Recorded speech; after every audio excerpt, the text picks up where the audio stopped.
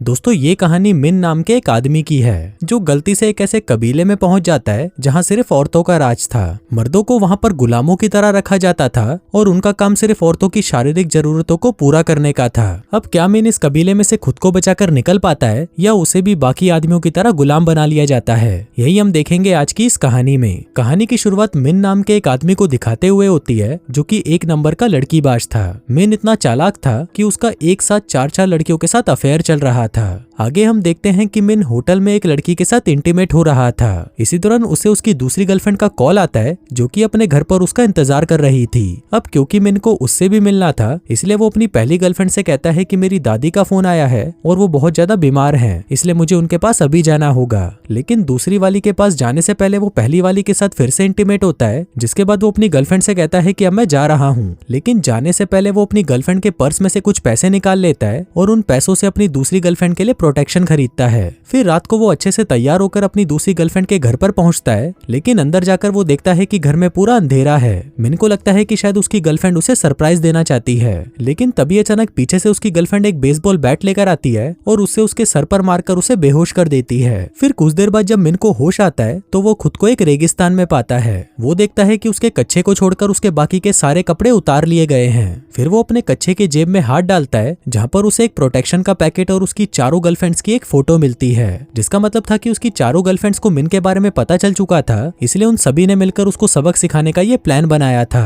अब ये देखकर मिन गुस्से में पागल हो जाता है, जिसके बाद वो उस रेगिस्तान में इधर उधर घूमकर वहां से बाहर निकलने का रास्ता ढूंढने लगता है, लेकिन काफी कोशिशों के बाद भी उसे बाहर जाने का रास्ता नहीं मिलता।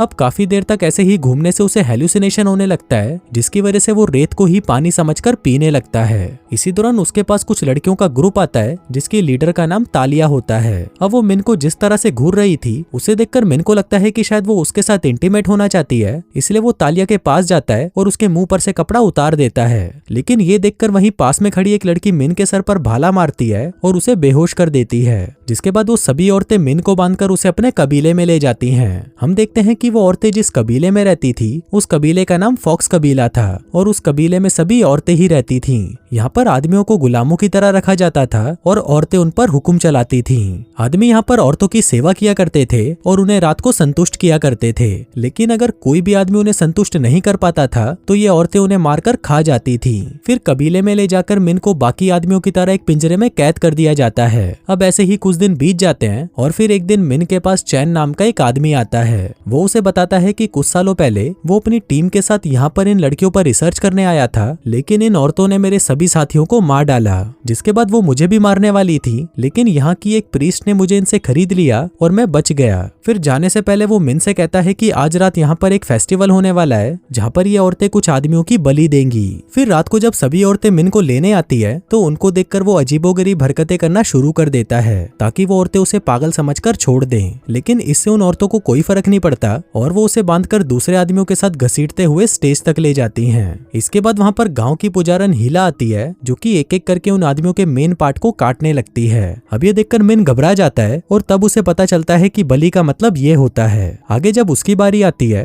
तो रानी उसके मेन पार्ट को काटने से मना कर देती है, क्योंकि रानी को लग रहा था कि मिन ही वो लड़का है जो उसकी प्यास को बुझा सकता है, जो कि बाकी का कोई भी आदमी नहीं बुझा सका। फिर उसी रात मिन को रानी को संतुष्ट करने के लिए उसके कमरे में भेजा जाता है। रानी उसको देखकर कहती है कि जल्दी शुरू हो जाओ। अभी सुनकर मिन खुश हो जाता है और सोचता है कि आज तो उसे रानी के साथ इंटीमेट होने का मौका मिलेगा। लेकिन तभी वहाँ पर कुछ लड़कियां आती हैं और वो मिन को पकड़कर नीचे लिटा देती हैं, जिसके बाद वो सभी लड़कियां मिलकर उसके साथ उल्टी सीधी हरकतें करना शुरू कर देती हैं। फिर अगली सुबह हम मिन को देखते हैं जो कि लंगड़ाकर चल रहा था। अब उसकी ऐसी हालत देखकर चैन उसके पास आता है और वो उसे अपनी मालकिन के पास उसका फ्यूचर देखने के लिए ले जाता है। अब मिन को देखकर वो औरत कहती है कि अगर तुम 3 महीने के अंदर महारानी को प्रेग्नेंट नहीं कर पाए तो तुम्हें जान से मार दिया जाएगा, लेकिन अगर तुम उसे प्रेग्नेंट कर देते हो तो भी तुम बचोगे नहीं, तुम्हें फिर भी मार दिया जाएगा।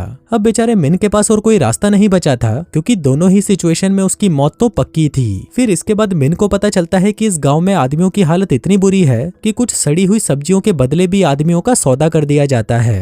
अब आदमियों के साथ होने वाले ऐसे बर्तावों को देखकर मिन चैन के साथ वहां से भागने का प्लान बनाता है। वो उसे कहता है कि अगर हमें यहाँ से निकलना है तो हमें कैसे भी करके इन औरतों का विश्वास जीतना होगा। अब अपना मिन दिखने में तो काफी हैंडसम था, इसलिए उसे विश्वास था कि वो इस काम में जरूर सफल हो जाएंगे। वहीं दूसरी तरफ रानी की सेनापति आकर उसे कहती है कि दुश्मन कबीले की सेना हमारी तरफ बढ़ती जा रही है। अभी सुनकर रानी कहती है कि गांव के बॉर्डर पर सभी लड़कियों को तैनात कर दो और अगर दुश्मन के कबीले में से कोई भी हमारे गांव में आता है तो उन सभी को मार डालो। फिर रात को हम मिन को देखते हैं जो कि महारानी को इम्प्रेस करने के लिए उसकी सेवा करने का नाटक करने लगता है। अब महारानी को भी इस सेवा में चरम सुख की प्राप्ति मिल रही थी। अब इसका फायदा उठाते हुए मिन महारानी से कहता है कि हमें अपने गांव में एक ब्यूटी पार्लर खोलना चाहिए ताकि यहाँ की औरतें और भी ज्यादा सुंदर बन सकें। अब महारानी भी उसकी बातों में आ जाती है और वो उसे ब्यूटी पार्लर खोलने की परमिशन दे देती है। दरअसल मिन ब्यूटी पार्लर के जरिए गाँव की औरतों का विश्वास जीतना चाहता था। फिर अगले दिन मिन और चैन मिलकर एक पुरानी सी बिल्डिंग को रेनोवेट करते हैं और उसे एक ब्यूटी पार्लर में बदल देते हैं। फिर कुछ देर बाद उनकी दुकान पर उनके कबीले की सबसे बदसूरत लड़की आती है, लेकिन इसके बाद भी मिन और चैन मिलकर उस लड़की का ऐसा मेकओवर करते हैं कि वो बदसूरत लड़की एकदम खूबसूरत बन जाती है। अब उसकी खूबसूरती को देखते ही गांव की बाकी औरतें भी पागल हो जाती हैं। अब धीरे धीरे हम देखते हैं कि मिन गांव की लड़कियों के बीच में पॉपुलर हो जाता है और जो भी पैसा वो उन लड़कियों से कमाता था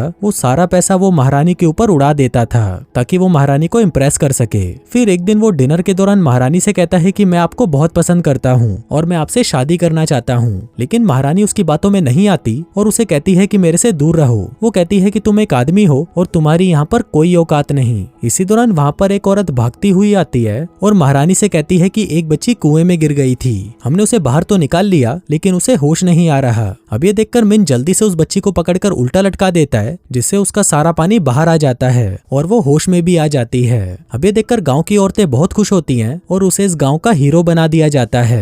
जिसके बाद अगले दिन हम देखते हैं कि मिन को गांव की औरतों से इज्जत मिलना शुरू हो जाती है और ऐसा पहली बार हो रहा था कि ये औरतें किसी आदमी को इतनी इज्जत दे रही थी। फिर एक दिन जब महारानी अपनी औरतों से बातें कर रही थी तभी वहाँ पर सेनापति आती है और महारानी से कहती है कि वुल्फ कबीले के लोग हमारे बहुत नजदीक पहुंच चुके हैं। अभी सुनकर महारानी और बाकी लोग मिलकर उस कबीले को रोकने के लिए बॉर्डर की तरफ निकल जाते हैं। वहीं दूसरी तरफ हम वुल्फ कबीले को देखते हैं जिसके आदमी आपस में ही लड़कर एक दूसरे को खत्म कर रहे थे।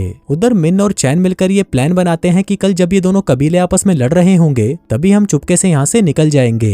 जिसके बाद अगले दिन महारानी अपनी सेना के साथ दुश्मन को मारने के लिए बॉर्डर पर जा रही होती है, पर तभी दुश्मन सेना पहाड़ से उन पर हमला कर देती है जिससे महारानी के बहुत सारे सिपाही मारे जाते हैं और जो बच जाते हैं वो वापस गांव की तरफ भाग जाते हैं। उधर मिन और महारानी भागकर एक पहाड़ी के नीचे छिप जाते हैं। फिर कुछ देर बातें करने के बाद वो लोग देखते हैं कि वहाँ पर बहुत सारे जुगनू आ जाते हैं। अब यहाँ पर मिन और महारानी एक दूसरे को प्यार करने लगे थे, जिसके बाद वो दोनों वहीं पर इंटीमेट हो जाते हैं। फिर अगली सुबह जब वो दोनों गांव में वापस लौटते हैं तो वो देखते हैं कि गांव के सभी लोग बीमार पड़ चुके हैं क्योंकि उन्होंने कुएं का पानी पी लिया था जिसको कल रात दुश्मन सेना ने जहरीला बना दिया था। इसी दौरान वहाँ पर चैन आता है और मिन से कहता है कि तुम कल रात को यहाँ से भागे क्यों नहीं। अभी सुनते ही महारानी को लगता है कि वो उसके साथ गद्दारी कर रहा था, इसलिए वो उन दोनों को पकड़ लेते हैं। लेकिन तभी महारानी उसे मारने की बजाय उन दोनों को कबीले से बाहर निकलने का आदेश देती है। फिर वो दोनों वहाँ से जा ही रहे थे, पर तभी मिन को एहसास होता है कि उन कबीले वालों को उसकी जरूरत है, इसलिए वो चैन से कहता है कि हमें अपने कबीले में वापस जाना होगा।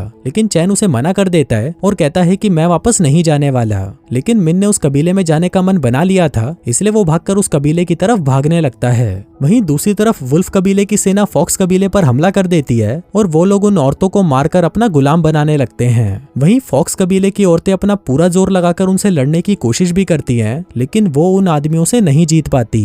अब वो सभी औरतें उन आदमियों के आगे हार मानने ही वाली थी कि तभी वहाँ पर सफेद घोड़े पर बैठकर मिन आ जाता है, जिसके बाद वो वुल्फ कबीले के लीडर को लड़ाई के लिए चैलेंज करता है। अब वो लीडर भी उसके चैलेंज को एक्सेप्ट कर लेता है, जिसके बाद उन दोनों में लड़ाई होने लगती है। अब शुरू में तो मिन कुत्तों की तरह मार खाता है, लेकिन फिर बाद में वो पूरी हिम्मत करके वुल्फ कबीले के लीडर को मार डालता है। अब सीन यहीं पर शिफ्ट होता है और कुछ महीनों बाद हम देखते हैं कि फॉक्स कबीले में सब कुछ ठीक हो चुका है और कुछ दिनों बाद उन लोगों को खबर मिलती है कि महारानी प्रेग्नेंट है और उसके पेट में जो बच्चा है वो मिन का है। अब जैसा कि उस पुजारन ने बताया था कि अगर उसने महारानी को प्रेग्नेंट कर भी दिया तब भी मिन को मार दिया जाएगा, इसलिए अब सभी मिलकर मिन की बलि देने के लिए उसे स्टेज पर चढ़ाने लगते हैं। और दोस्तों, इसी के साथ ही ये कहानी यहीं पर खत्म हो जाती है।